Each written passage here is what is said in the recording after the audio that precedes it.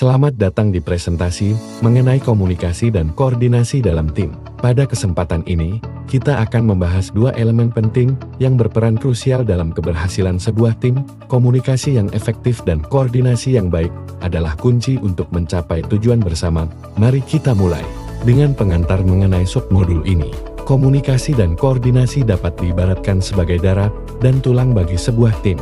Tanpa keduanya, tim akan kesulitan untuk berfungsi secara optimal. Di ini, kita akan melihat bagaimana komunikasi yang efektif memastikan informasi tersampaikan dengan baik, sementara koordinasi yang baik membantu semua aktivitas tim berjalan selaras. Mari kita eksplorasi lebih lanjut mengenai pentingnya kedua elemen ini. Pentingnya komunikasi dan koordinasi tidak bisa dianggap remeh.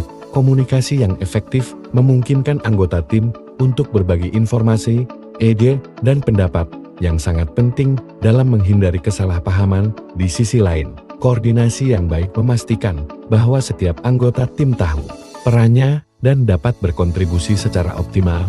Mari kita lihat lebih dalam mengenai komunikasi yang efektif. Komunikasi yang efektif adalah fondasi dari kolaborasi yang baik. Dengan memastikan semua anggota tim memiliki pemahaman yang sama, kita dapat mencegah kebingungan dan kesalahan. Selain itu, komunikasi yang terbuka dan jujur membantu membangun kepercayaan yang sangat penting untuk menciptakan lingkungan kerja yang positif. Mari kita lanjutkan dengan membahas manfaat dari koordinasi yang efektif. Koordinasi yang efektif memastikan bahwa semua aktivitas tim berjalan selaras dan terintegrasi. Ini sangat penting untuk menghindari tumpang tindih pekerjaan dan memastikan setiap anggota tim dapat berkontribusi secara optimal. Dengan memastikan ketepatan waktu dan penggunaan sumber daya yang efisien, kita dapat meningkatkan kualitas kerja tim secara keseluruhan. Hubungan antara komunikasi dan koordinasi sangat erat. Tanpa komunikasi yang jelas, sulit untuk melakukan koordinasi yang efektif. Sebaliknya, koordinasi yang baik memfasilitasi komunikasi yang lebih terarah dan efisien. Keduanya saling mendukung dalam mencapai tujuan tim. Mari kita lihat contoh penerapan di dunia nyata. Dalam proyek pengembangan produk baru, komunikasi yang efektif antara tim marketing dan tim pengembangan produk sangat penting. Tim marketing harus menyampaikan kebutuhan pasar kepada tim pengembangan, sehingga produk yang dihasilkan sesuai dengan harapan konsumen. Koordinasi yang baik antara kedua tim ini akan memastikan produk diluncurkan tepat waktu dengan strategi pemasaran yang efektif. Kurangnya komunikasi dan koordinasi dapat menyebabkan berbagai dampak negatif, misalnya kesalahpahaman dan miskomunikasi dapat memicu konflik antar anggota tim.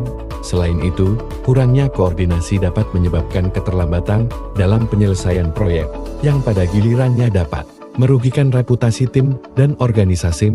Mari kita bahas lebih lanjut mengenai teknik komunikasi yang efektif. Teknik komunikasi yang efektif sangat penting dalam tim. Salah satu teknik yang perlu dikuasai adalah aktif mendengarkan. Dengan mendengarkan secara penuh perhatian, kita dapat memahami perspektif orang lain dan merespons dengan tepat. Selain itu, komunikasi yang jelas dan umpan balik yang konstruktif juga memainkan peran penting dalam meningkatkan kualitas interaksi antar anggota tim. Rapat adalah bagian penting dari komunikasi dalam tim, namun rapat yang tidak terencana dengan baik dapat membuang waktu dan sumber daya. Oleh karena itu, penting untuk menetapkan agenda yang jelas dan memulai serta mengakhiri rapat tepat waktu. Dengan memimpin rapat secara efektif, kita dapat memastikan bahwa semua peserta memiliki kesempatan untuk berkontribusi. Mencegah dan mengatasi miskomunikasi dalam tim sangat penting untuk menjaga hubungan yang baik antar anggota. Salah satu cara untuk melakukannya adalah dengan menggunakan bahasa yang jelas dan ringkas. Selain itu, mengulangi informasi penting dapat membantu memastikan bahwa semua orang memahami pesan yang disampaikan. Umpan balik yang konstruktif juga sangat penting untuk meningkatkan komunikasi dalam tim. Kegiatan pembelajaran seperti diskusi online, latihan individu, dan role-playing dapat membantu peserta memahami lebih dalam mengenai komunikasi dan koordinasi dalam tim. Dengan berpartisipasi dalam kegiatan ini, peserta akan dapat mengembangkan keterampilan komunikasi yang efektif dan belajar bagaimana memimpin rapat dengan baik. Mari kita lanjutkan dengan tujuan pembelajaran. Tujuan dari submodul ini adalah agar peserta dapat memahami pentingnya komunikasi dan koordinasi dalam tim. Selain itu, Peserta diharapkan dapat menjelaskan teknik-teknik komunikasi yang efektif serta cara mencegah dan mengatasi miskomunikasi. Dengan memahami tujuan ini, peserta akan lebih siap untuk menerapkan pengetahuan yang didapat dalam konteks nyata.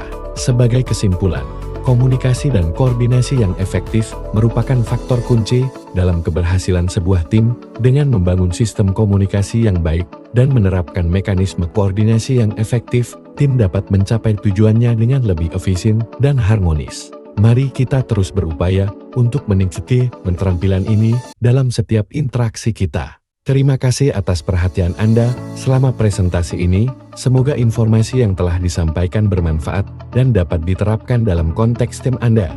Jika ada pertanyaan atau diskusi lebih lanjut, silakan ajukan. Mari kita tingkatkan komunikasi dan koordinasi dalam tim kita.